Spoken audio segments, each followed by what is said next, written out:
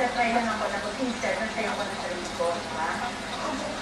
So, Isang mainit na kontrobersya. Maka-invento lang ngayon. Ito na nga ba ang pag-atras ni Pia Morales sa laban?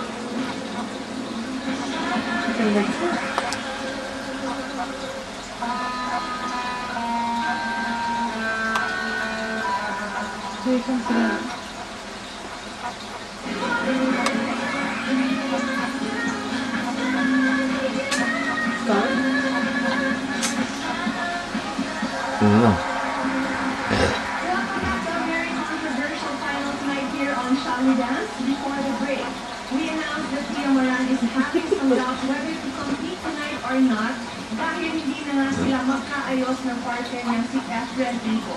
This is definitely sad news, but of course this is no contest. So Streetwise Spencer Reyes went ahead with their dance of routine, which was the Rumba. Judges, with the whole Pia Moran issue and with Spencer's my battle is going down. For this evening, do you think what he showed on the floor makes him worthy to win by default if ever hindi na nga makakasayaw si Miss Pia? Night. Yeah, lots of that in there. Fair dahil sa kanila. But Rumba suits them well. I mean, I can see the passion in your eyes. I like the the connection there, and I like the choreography.